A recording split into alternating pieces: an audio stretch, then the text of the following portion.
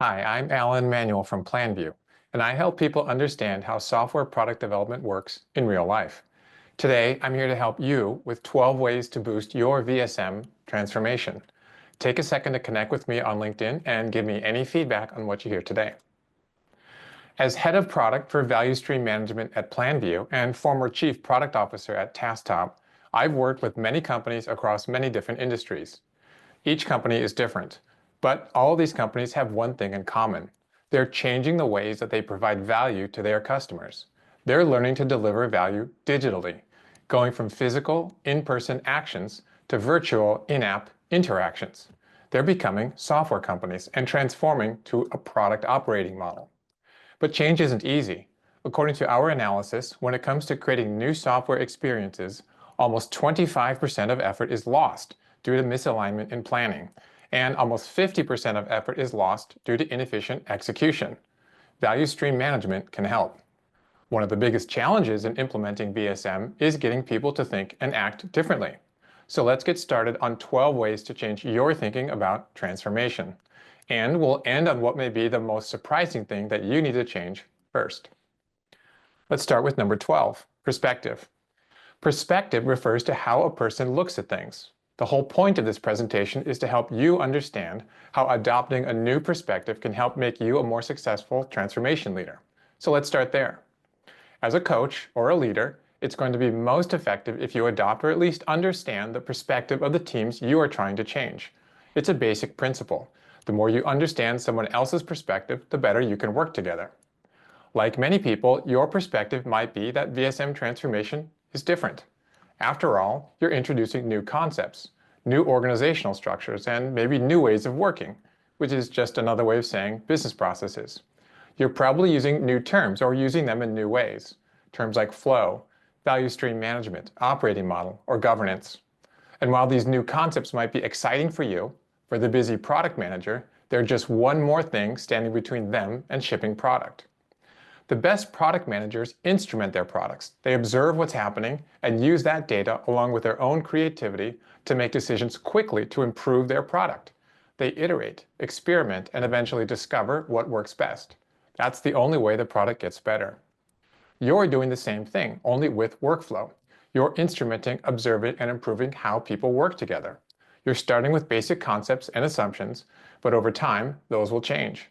The beginning is hard, you're going to make a lot of mistakes, but eventually you'll get it. The shared concept of iterative optimization makes transformation not different, but familiar. After all, you and product managers are doing the same thing. So the next time you're meeting with product teams, frame your conversation in terms of measurement and iterative improvement, showing them how transformation is familiar, and see how that works. Number 11, guidance. Guidance is the collective set of instructions that you provide to your teams to help them change to a product operating model and implement value stream management. Guidance can include presentations, documentation, videos, or other materials that teams use to get up to speed. As a transformation professional, you want to be thorough. That is, you want to ensure that teams know what they need to do differently. Many people will have new or changed roles and expect it to work in different ways. So of course, they'll need the details of how to get their jobs done. The benefits of being thorough are obvious, but being too thorough has a drawback. It takes a lot of time. Most of the time isn't even spent documenting the future state or creating the materials, but instead is spent on debating small details, which aren't obvious until the system is up and running. This is sometimes called using waterfall to get to agile, which means trying to decide everything about your future operating model before getting started using it. Instead, when it comes to guidance, focus on being practical. Realize you won't have all the answers, and in fact, the system is specifically designed not to have all the answers up front. When you define, say, the 80% use case, which is when 80% of day-to-day situations are covered, then stop and move to implementation. Not only will this save you time, but you'll quickly move to having team members supporting your process. Your product teams will own not just instrumenting and improving their products, but also instrumenting and improving the processes that helped build those products. And this all gets started with a minimal, practical set of guidance that moves teams to implementation as quickly as possible. Number 10, timing. Timing means when things are going to happen. Transformation is a major change to the way your company does business. And obviously, if your company is larger or more complex or has more ambitious goals, then your transformation is going to take longer. You might be thinking in phases. The first groups will take a certain time period, and then the next groups, and so on until the organization has changed. There are processes that you'll create, modify, and improve over time, until eventually you get it right. And along the way, you'll realize new benefits. As a transformation leader, you're thinking in the long term. Unfortunately, that's not quite how most product managers think.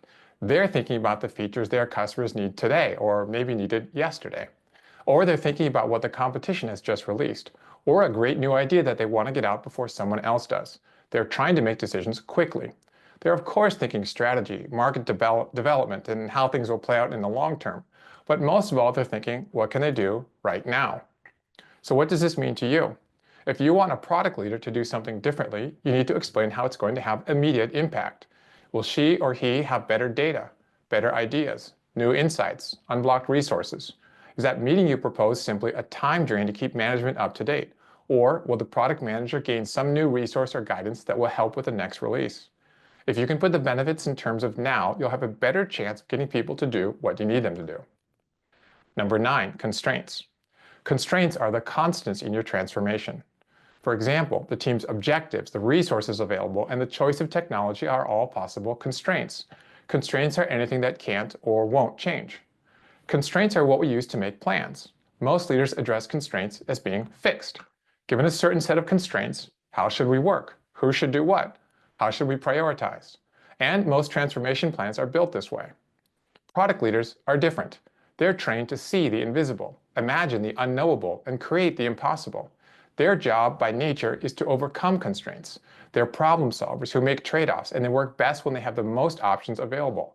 In short, when it comes to facing constraints, everything is negotiable. Changing objectives? Difficult, but possible.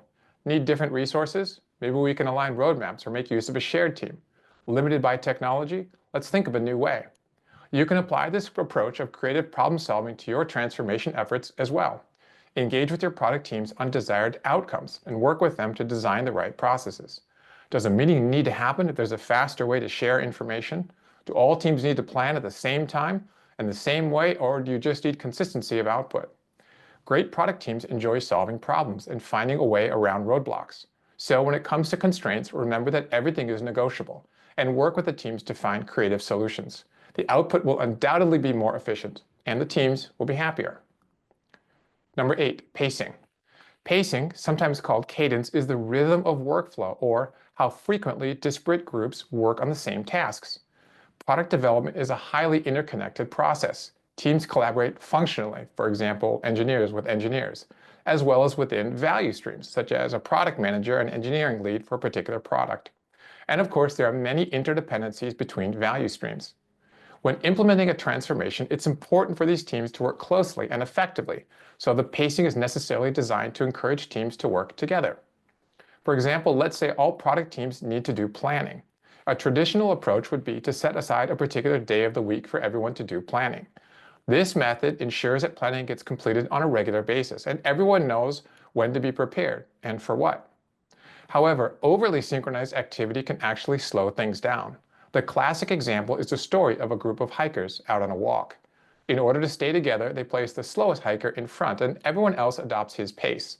The group does stay together, but everyone except the leader moves at a suboptimal speed, creating wasted capacity. In any activity, in any group activity, the very nature of working together means the group moves at the pace of the slowest producer. Moving slowly is the opposite of what good product managers try to do. They're trained to move as quickly as possible, while of course balancing many different aspects of their product. Don't let your transformation be limited by the speed of the slowest producer. As you undergo your transformation, you'll see for yourself how some teams can move faster than others. While some amount of coordination is necessary, everyone doesn't have to move together all the time. Find ways to let teams do what they naturally want, moving quickly by working independently, when possible, and coming together only when needed. Number 7, principles. Principles are a description of what's prioritized in your transformation. Principles define the most important characteristics of the future operating model. Whenever there's a decision to be made, teams should tend to make decisions in line with core principles. Principles typically involve things like autonomy, decision-making, accountability, risk-taking or risk avoidance, or compliance. Or there may be more market-facing principles that emphasize innovation, speed, or customer success. But one principle typically rises above them all, and that is consistency. Consistency is important in any organization, and even more so in large, complex organizations. Ensuring consistency in planning and execution helps teams to work together more effectively. But over time, consistency can become a liability. As we talked about before, one group may be advancing more quickly than another in terms of process maturity. The principle of consistency, which originally brought everyone up to the same level, is now holding teams back. Product leaders understand the value of consistency, for example, in user experiences. But the best product managers also know when to introduce inconsistency or a break from the current way of doing things. They're always thinking about what to change in order to improve and what to keep the same in order to stay consistent. Consistency isn't always good. Product leaders are trained to make decisions, but they need to understand all the variables. So it's better to provide the right information and let product teams decide what to do. When it comes to operating in new ways, rather than forcing everyone to work in a certain way, it's much better to optimize for good information, or clarity. Who's responsible for what?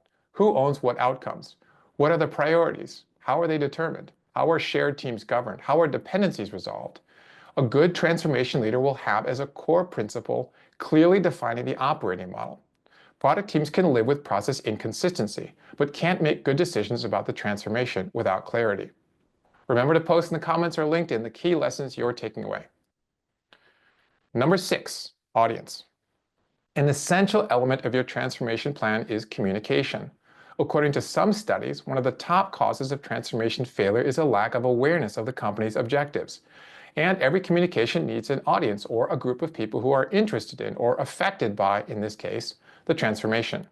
So in our case, who are those interested or affected parties? Well, it's everyone. Obviously, product and engineering teams are profoundly affected by the shift to a product operating model and introducing value stream management. But the scope of change expands beyond those teams. Customer-facing teams like sales, marketing, and customer support need to understand not just new capabilities, but how to best relate continuous innovation to what their customers need. On the planning side, strategy, finance, and traditional PMO teams need to shift their thinking in areas such as durable funding and capacity management. And the executive team needs not just to define a new strategy, but also to support driving down objectives and flow metrics through the use of OKRs and other tools, and elevating the importance of continuous flow improvement. The product owner is thinking differently. A good product owner isn't thinking about everyone. The truth is, he or she is thinking about me, or more specifically, my product. Product owners are trained to focus relentlessly on their product and their customers, and on finding what they need to give their customers the right experiences. Many of the best product owners are resource gatherers. They work with a matrix of people to extract what they need from their environment. So that's how they're thinking.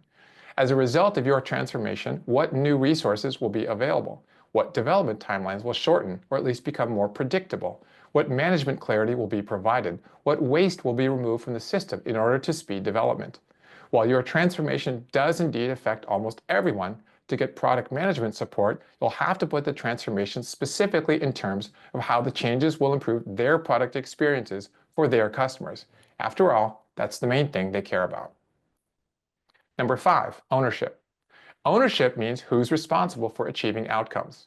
In a product operating model, to ensure that the best ideas make their way into customer experiences as efficiently as possible requires many people working together.